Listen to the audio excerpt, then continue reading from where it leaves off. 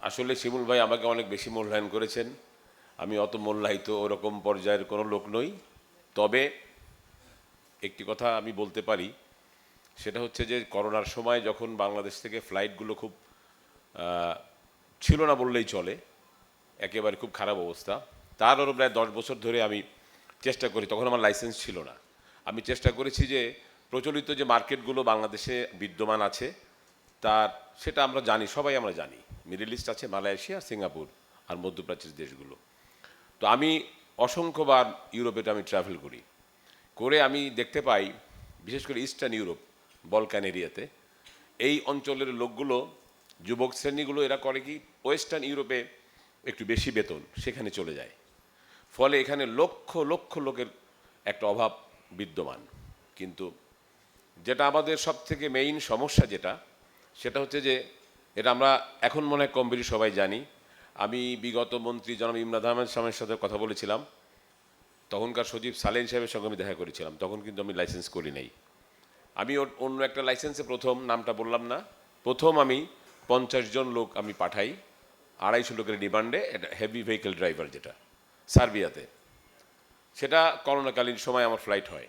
তখনকার ডিজি শহীদুল্লাহ সাহেব ছিলেন, বিএমইটির, অনেকে চিনেন, তিনি এয়ারপোর্টে তাদেরকে বিদায় জানানোর জন্য ছিলেন। তো যাই হোক, সমস্যা হচ্ছে একটাই, যেটা আমি পরিষ্কার করে বলতে চাই, ব্যবসা আসলে একজন করতে পারে না। আমি যেটা দেখেছি ইউরোপ মার্কেটে বিশাল মিলিয়ন মিলিয়ন লোকের প্রয়োজন, মিলিয়ন মিলিয়ন লোক, কিন্তু কেন আমরা পারছি না? আমি সবাইকে বিনয়ের সঙ্গে একটা কথা বলবো, আপনারা যখন কর্মী সিলেকশন করবেন, কাজ কোনো ব্যাপার না, কোনো ব্যাপারই না। একটা জিনিস মাথায় রাখতে হবে, এই লোকগুলো ওখানে যাওয়ার পরে পালায় চলে যায়। বেসিক যেটা, এই যে জিনিসটা আমাদের একটা বিশাল সম্ভাবনা বাজার নষ্ট করে দিচ্ছে। আপনি মাত্র যদি 5 জন বা 3 জন একটা ভিসা পান, তার কাছ থেকে লোক নিলেন, টাকাও নিলেন, এরপরে সেই এয়ারপোর্ট থেকে যে পালায় গেল অথবা 1 মাস পরে পালায় গেল। এইটা যদি আমরা যারা রিক্রুটিংয়ে জড়িত আছি, আমরা যদি এক এবং ঐক্যবদ্ধ থাকি, এবং আমার অবশ্যই সুনির্দিষ্ট কিছু পরামর্শ অবশ্যই আছে। সেটা হচ্ছে, প্রথম যে কথা, আমার যে লোকগুলো আমি পাঠিয়েছিলাম তার প্রায় প্রায় সবাই কিন্তু পালিয়ে যায়। প্রথম পালিয়ে যাওয়ার পর আমি কি করলাম, কোম্পানি আমাকে বলল তুমি যদি আইনগত কোনো ব্যবস্থা না নাও, আর বাংলাদেশ থেকে কোনো লোক নেব না। তারা home ministry, foreign ministry, Bangladesh দূতাবাস সব জায়গায় আমাদের চিঠি দিয়ে দিল যে আমরা এই কাজটা, আমাদের এখান থেকে লোক প্রজেক্ট থেকে পালায় চলে গেছে। তখন আমি থানায় মামলার জন্য যাই, কারণ তখন আমি 300 টাকার একটা স্ট্যাম্প নিয়েছিলাম এবং একটা মুসলেকে নিয়েছিলাম তাদের গার্জিয়ানদের কাছ থেকে এবং যারা গেছে তাদের কাছ থেকে। থানায় কিন্তু কোনো মামলাটা নিল না, বললো এটা কি কথা, সারা জীবন তো জানি এজেন্সির বিরুদ্ধে কর্মীরা মামলা করে, এরকম তো জীবনে শুনি নাই, এটা হবে না। তখন আমি কোর্টে গেলাম, কোর্টে যে একটা সিআর মামলা করলাম, তখন ম্যাজিস্ট্রেট সাহেব এই মামলার তদন্ত দিলেন, আমি সংক্ষেপে বলছি, পিবিআইকে। তো পিবিআই মামলার প্রায় 3 মাস তদন্ত করলো, করে এর পুরো একদম সত্যতা পেল, এবং শুধু তাই নয়, ইউরোপের ওই দেশগুলো থেকে কিভাবে মানব পাচার হচ্ছে, হিউম্যান ট্রাফিকিং হচ্ছে, তাদেরকে ফাইন্ড আউট করলো। এরপরে মামলায় চার্জশিট দিয়ে দিল। দিলে এখনকার, আমি বলি, এখনকার যে পিবিআইয়ের এডিশনাল ডিআইজি বনজ কুমার মজুমদার, উনি পার্সোনালি আমাকে ডাকলেন যে আমি তো জীবনে এরকম শুনি নাই যে কোনো, উনি যখন চার্জশিটে সই করে নাই, তা আমি একটু আপনার সাথে ওনাকে ডেকে আনেন। তো তখন যাই হোক আমি ওনার সাথে দেখা করলাম, উনি অনেক খুশি হলেন এবং বললেন যে ঠিক আছে, আপনি আপনার অবস্থান থেকে একদম পরিষ্কার। আমি বুঝাই বললাম যে আমি যদি সুযোগ পাই যে এখানে পালাবে না, রাষ্ট্র যদি আমাকে হেল্প করে, আমি 1 মিলিয়ন লোক পাঠাই দেবো, 1 মিলিয়ন, আমি একা না, সবাইকে নিয়ে, এটা কোনো ব্যাপার না। আমি অসংখ্যবার ট্রাভেল করেছি, আমি আপনাদের সবাইকে কথা দিচ্ছি, আমি কিন্তু এই যে নতুন যে আমাদের সেক্রেটারি, প্রবাসী কল্যাণ সেক্রেটারি আমাদের, আমি তো বিএল কলেজের ছাত্র, আমাদের কলেজেরই উনি কিন্তু সিনিয়র বড় ভাই, আমি ওনার সঙ্গে দেখা করছি এই 1 সপ্তাহ আগে।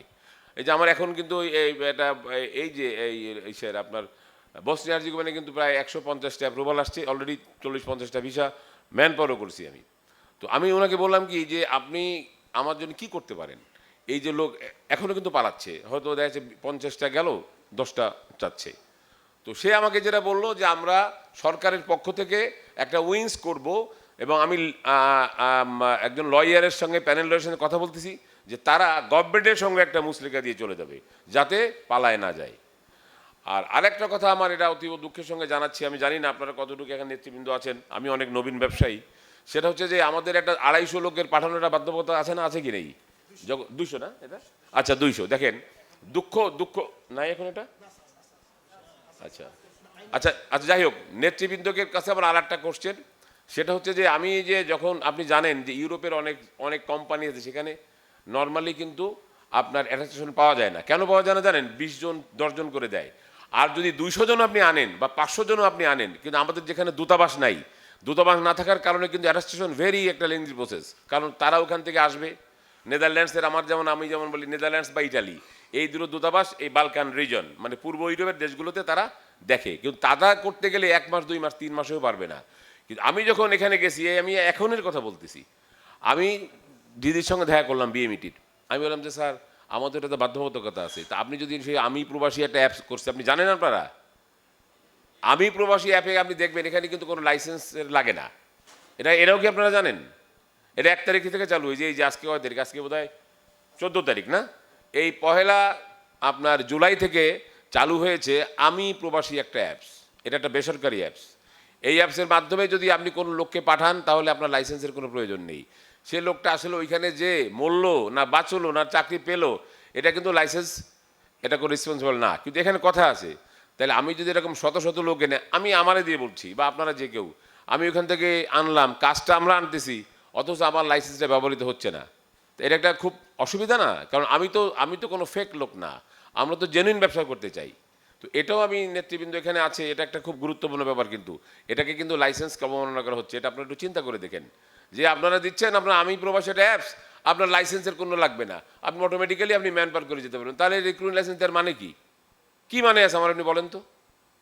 তো এই অনেক জিনিসগুলো আছে যেগুলো কিন্তু ভাবনার এখন সময় চলে আসছে।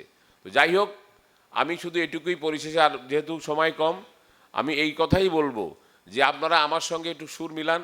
আপনারা যারা যারা এখানে ব্যবসা করতে চান, আমি প্রত্যেকটা সহযোগিতা করতেও রাজি আছি, কিন্তু একটা জিনিস নৈতিকভাবে একটু স্ট্রং হন, যে লোক যখন রিক্রুটিং করবেন ইউরোপের মার্কেটে, আপনারা যেন এরকম লোক রিক্রুটিং করবেন না, একটু দেখে নেবেন যে এরা একটু জানে কি না। যদি কাজ না জানে কাজ জানাই করবেন, তার গার্জিয়ানদের ডাকবেন, প্রয়োজনে সম্মিলিতভাবে আমরা চলেন, দেখা করি, যাতে লোক পালায় না যায়। লোক পালায় না গেলে আপনি বিশ্বাস করেন বাংলাদেশের জন্য এত বড় মার্কেট আপনারা চিন্তাও করতে পারবেন না। শুধু আমাদের তারা বিশ্বাস করতে চায় না যে আমরা লোক দিব, মাস পরে প্রজেক্ট রেখে পালায় চলে যাবে।